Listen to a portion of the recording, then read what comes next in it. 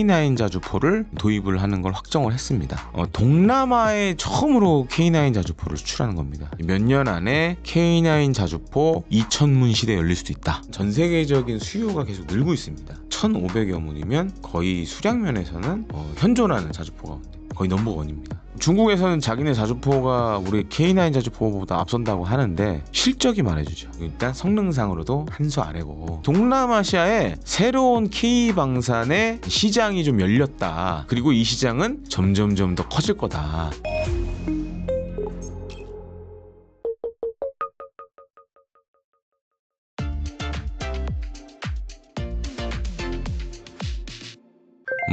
얼마 전에 이제 베트남 국가주석이 우리나라를 방문했죠. 그래서 우리 대통령하고도 회담도 하고 만찬도 하고 했는데, 계약은 사실 그 이전에 이제 어느 정도 다 된 상황이었고, 요번에 이제 와서 좀 공식화가 됐어요. 체결이 되고 이런 과정들이 있었는데, 베트남이 한 20여 문 정도의 지금 이제 K9 자주포를 도입을 하는 걸 확정을 했습니다. 그래서 그 전에 앞서서 이제 베트남 육군 관계자들이 와서 교육도 받고 이런 과정들도 있었고요.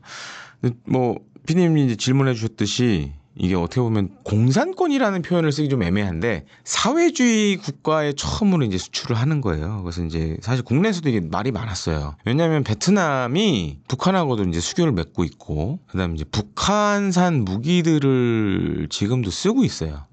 그래서 이제 전에 이제 좀 연세가 많으신 분들, 저같이 이제 70년대생들은 아마 기억을 하실 것 같은데, 강릉에 왜 북한 잠수정이 한번 이렇게 어망에 걸려서 뜬 적이 있습니다. 그게 바로 이제 6호급 잠수함인데, 베트남 해군이 6호급 잠수함을 지금 쓰고 있어요. 그리고 이제 상어급 잠수함도 일부 쓰고 있다라고 이렇게 확인이 되고 있고, 그래서 이제 그런 논란이 있었죠. 북한하고 친한 나라인데 과연 우리 국산 무기를 팔아도 되는 거냐, 이게 잘못되면 이제 기술 유출 가능성이 있잖아요. 그리고 지금 우리 군에 쓰고 있으니까 북한이 만약에 K9 자주포에 대해서 알게 되면, 성능이나 이런 것들 알게 되면 이것도 혹시 이게 문제가 되는 거 아니냐, 그런 논란들이 좀 있었습니다. 근데 양국 간에 그것과 관련된, 예를 들어서 이제 보안 관련된 협정이라든가 이런 걸 다 체결을 한 것 같아요. 그래서 이제 우리도 수출을 이제 하게 됐고, 근데 더 중요한 거는 동남아에 처음으로 K9 자주포를 수출하는 겁니다. 지금 잘 보시면 이제 K9 이제 유럽에 노르웨이, 폴란드, 그다음에 나토 형국들 이제 몇 군데 이제 팔았고, 호주도 우리 이제 K9을 선택을 했죠. 그리고 이제 우리 군에서 지금 많이 쓰고 있고, 그래서 지금 이제 K9 자주포가 제가 맞을지 틀릴지 모르겠지만 1,500여 문 돼요. 우리 군에서 쓰는 게 한 1,000여 문 되고, 수출된 거 다 하면 한 500여 문 되는데, 요즘 이제 그런 얘기 나오고 있어요. 이제 몇 년 안에 K9 자주포 2,000문 시대 열릴 수도 있다. 그러니까 지금 이제 자주포에 대한 전 세계적인 수요가 계속 늘고 있습니다. 이제 이 우크라이나전 영향이기도 한데, 그동안 자주포는 이제 냉전 이후에 벌어진 전쟁에서 중요한 역할은 하지 못했어요. 대신에 이제 전투기가 많이 주목을 받았죠. 미국이 한 전쟁들이 많았다 보니까. 근데 이제 이번에 우크라이나 전쟁에서 특히 이제 155mm 자주포들이 드론과 연계돼서 굉장히 정확한 타격 성능을 보여줬어요. 어떻게 보면 이제 드론이 활개는 치고 있지만, 이제 전통적인 재래식 무기들이 다시 각광을 받고 있는 상황입니다. 그러다 보니까 이제 자주포도 굉장히 중요한 무기 체계가 됐고, 그런 측면에서 이제 제가 앞서 말씀드렸지만 동남아 시장을 이제 뚫었다, 개시를 했다. 특히 자주포 관련돼서. 그렇기 때문에 이제 굉장히 중요한 수출 사례라고 좀 말씀을 드리고 싶습니다. 일단 K9 자주포 같은 경우에는 155mm 현재 자주포 가운데서는 베스트셀러예요. 가장 러시아도 물론 자주포를 만들고 하지만 전 세계적으로 봤을 때 1,500여 문이면 거의 수량면에서는 현존하는 자주포 가운데 거의 넘버원입니다. 물론 이제 미국이 과거에 이제 M109 계열 자주포를 많이 만들어 놔서 그걸 이제 뜯어가지고 새로 업그레이드 해가지고 이제 자국에 쓰긴 하지만, 그 생산량은 못 따라가지만 현존하는, 지금 상황에서 봤을 때는 25년 기준으로 보면 가장 베스트셀러 자주포라고 할 수 있죠. 그리고 이제 베트남 같은 경우에는 과거 소련의 무기들을 많이 썼고, 베트남군 병력이 한 46만 7만 정도 돼요. 그 중에 이제 대부분을 차지하는 건 육군이고, 많은 분들 아실 겁니다. 이제 과거 이제 미국이 베트남 전쟁 일으켰었고, 그래서 이제 베트남 육군 같은 경우에는 특히 이제 포들이 옛날에 미국이 놓고 간 미국제 105mm 견인포도 있고, 155mm 견인포도 있고, 그다음에 이제 소련에서 들여온 122mm 자주포도 있고 152mm 자주포도 있고 막 여러 가지예요. 미국과 소련 무기들이 다 섞여 있어요. 근데 이러다 보니까 어떤 문제가 생기냐? 일단은 지금 다 이제 노후화됐고, 물론 이제 베트남군이 닦고 조이고 뭐 이런 걸 열심히 하고 있지만, 일단 이제 무기 체계 수명들이 다 해가고 있어요. 그리고 이제 견인포들, 이제 트럭에 끌려서 다니는 이제 이런 포들은 이번 우크라이나 전쟁에서도 결과가 나왔지만 생존성이 취약하다. 특히 이제 드론 공격이나 이런 거에 굉장히 취약하다. 그리고 적 포탄 공격에도 포를 운용하는 사람들이 죽거나 다칠 수 있다. 그래서 지금 자주포가 그렇게 해서 대세가 됐어요. 그러다 보니까 베트남이 이제 우리나라가 만든 K9 자주포에 관심을 가졌고, 또 한 가지는 현존하는 자주포 가운데 제가 양이 많다고 그랬잖아요. 그럼 물론 이제 가격도 조금 싸겠죠. 그러니까 가성비가 제일 좋은 자주포고, 지금 이제 또 한 가지 문제가 있어요. 이제 과거에는 아마 베트남이 이제 러시아에서 뭐 자주포나 이런 거 수입하면 되는데, 지금은 이제 우크라이나 전쟁 발발하면서 미국이나 유럽이 각종 지금 제재를 걸어놓은 게 많습니다. 그래서 만약에 러시아제 무기를 사게 되면 베트남이 제재를 당할 수 있어요. 그럼 제재를 당하면 어떤 문제가 생기냐? 지금 베트남이 대미 수출을 많이 하잖아요. 그리고 우리나라 회사들도 베트남에 공장이 많고, 그러면 이제 수출 관련돼서 이제 제약을 걸어볼 수가 있는 거예요. 그래서 이제 러시아 무기 사기가 베트남이 이제 어려운 상황이 돼버렸고, 이거는 사실 전 세계적으로 좀 다 그래요. 그래서 지금 러시아 무기를 사는 나라들은 미국과 유럽의 각종 이제 제재를 받을 수밖에 없는 상황이에요. 그래서 지금 이제 뭐 K9 자주포도 지금 이렇게 해서 어떻게 보면 이제 약간 그 덕을 살짝 받고, 또 한 가지 이제 기대되는 게 이제 수리온. 우리 이제 국산 기동 헬기. 왜냐면 지금 이제 러시아제 헬기를 쓰는 나라들이 머리 아파하는 게, 이건 우리도 마찬가지입니다. 지금 이제 산림청에 보면 이제 까모포라는 산불 끄는 헬기가 있는데 지금 부품 수입이 안 돼요. 그래서 이제 대체제를 많이 이제 찾으려고 하는데, 그래서 이제 동남아 쪽에서 많이 이제 러시아 헬기의 대체제로 찾는 게 이제 수리온이 있고, 베트남도 그래서 지금 이제 한국항공우주산업 카이가 전에 이제 베트남 방산업체하고 헬기 수출 관련해서 이제 MOU도 맺었었어요. 예, 그런 것들이 지금 이제 베트남이 우리 K 방산을 선택하게 된 그런 좀 배경이라고 좀 말씀을 드리고 싶습니다. 근데 뭐 중국에서는 자기네 자주포가 우리 K9 자주포보다 앞선다고 하는데 실적이 말해주죠. 우리가 이제 지금 1,500여 문, 그리고 해외 수출 많이 하고 있고, 그리고 이제 중국은 좀 애매해요. 같은 155mm 자주포를 만들어도 미국이 동맹국들이 쉽게 선택할 수가 없어요.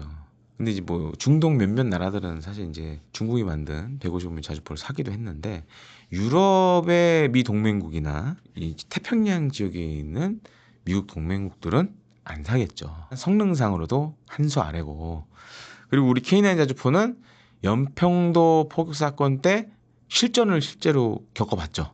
그래서 적 포탄이 떨어지는 상황에서도 안에 타고 있는 승무원들이 안전하게 보호된 상황에서 대응 사격을 할 수 있었고, 이런 것들이 지금 어떻게 보면 해외 시장에서 높은 평가를 받고 있고, 베트남하고 중국은 사실 이게 영토 분쟁이 일단 70년대 말에 한 번 있었고, 근데 이제 많은 분들이 모르시는데, 최근에 이제 중국 시진핑 국가주석 관련돼서 이제 장유샤라는 장군 얘기 많이 나오잖아요. 70년대 말에 이제 중국과 베트남이 크게 한번 붙었었고, 80년대에도 아주 크고 작은 교전들이 있었어요.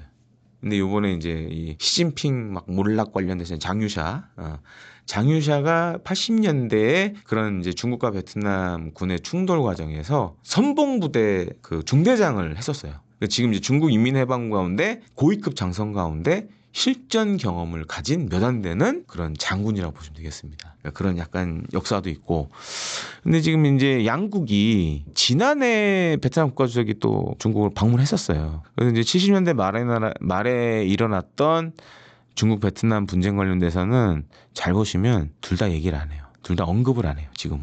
다만 이제 베트남이란 나라가 워낙 이제 중국의 이제 그런 간섭과 억압을 많이 받았던 역사가 있고, 또 한 가지는 지금 남중국해 문제도 걸려 있어요. 그래서 지금 이제 이 산 K9 자주포를 베트남 중국 접경 지역에 배치를 할지, 그거는 아직 이제 정확한 소식은 없습니다. 근데 이제 아무래도 베트남 입장에서는 중국이 주적이라고 할 수도 있고 넘버원의 적이 될 수 있기 때문에, 그런 대비 차원도 이번 K9 자주포 도입에 담겨 있다라고 봐야 될 것 같습니다. 충분히 그럴 가능성이 있다고 보여집니다. 그러니까 지금 베트남 잘 보시면 이제 경제 성장률이 어마어마하죠. 계속 이제 고도로 이제 성장을 하고 있는데, 지금 베트남군이 겪고 있는 문제가 뭐가 있냐면 노후 무기들이 많아요. 근데 노후 무기를 대체하려면 돈이 들어가야겠죠. 지금 잘 보시면 베트남은 경제 성장이 고도화돼 가고 있어요.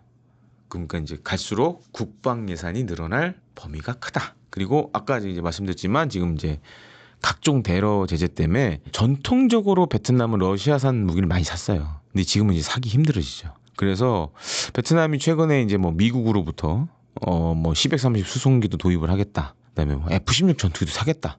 그러니까 이건 또 관세도 물려 있어요, 지금.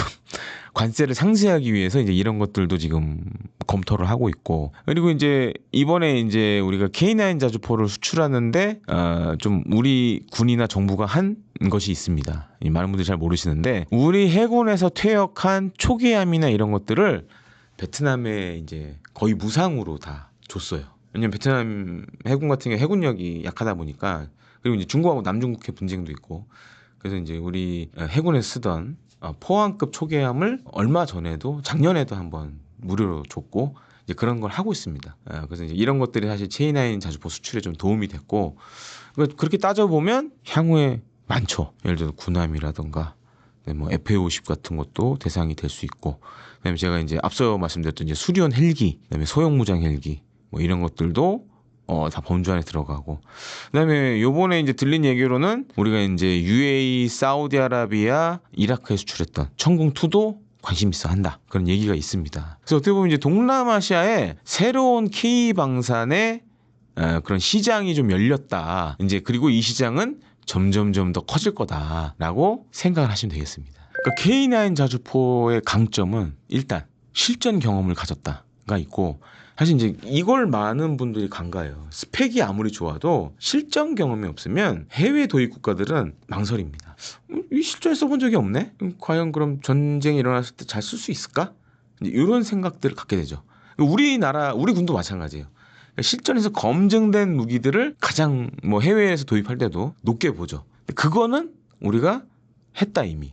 그리고 또 한 가지로는 지금 이제 K9 자주포 같은 경우에는 K9이 있고 K9A1, A2, A3 이렇게 이제 단계별로 성능 개량 모델들이 계속 나오고 있어요. 그래서 지금 K9A1이 수출이 많이 되고 있는데 K9A2로 가게 되면 독일이 만든 PGH-2000 판저 하우비츠를 줄여서 이제 PGH라고 그러는데 자주포란 뜻이에요. 그래가지고 이제 걔랑 비교했을 때는 지금 K9A1은 사실 이제 발사 속도라든가 그다음에 자동화 측면은 사실 좀 떨어져요. 근데 우리는 일단 가격이라는 면, 수량이라는 면에서 앞서 있고. 근데 이제 K9A2로 가면 PGH-2000과 대등하거나 혹은 그 이상으로 이제 성능이 향상되고, K9A3로 가면 포탑이 아예 무인화가 돼버립니다. 지금은 이제 포탑에 사람이 들어가서 뭐 조준도 하고 막 이런 장전도 하고 해야 되는데 K9A2로 가면 이제 자동 장전으로 이제 많이 갈 거고, K9A3는 아예 이제 포탑에 사람이 전혀 안 타는 방식으로 갈 거로 생각이 되는데, 그렇게 되면 지금보다도 오히려 해외 시장에서 경쟁력을 가져갈 수 있다라고 좀 말씀을 드리고 싶습니다. 그러니까 지금은 한 20여 문 샀는데 향후에 아마 많이 늘어날 수도 있어요. 저는 이제 봤을 때 100여 문까지도 갈 수 있다. 한 5배 정도 커질 수도 있고 그 이상도 될 수 있고. 왜냐면 지금 베트남 육군이 자주포들이 다 옛날 소련제밖에 없어요. 근데 이제 베트남도 경제가 부과하는 만큼 본인들의 이제 국방력도 늘려야 되기 때문에 그런 측면에서 봤을 때는 K9 자주포 향후 추가 수출 가능성이 굉장히 높다라고 좀 평가를 하고 싶습니다.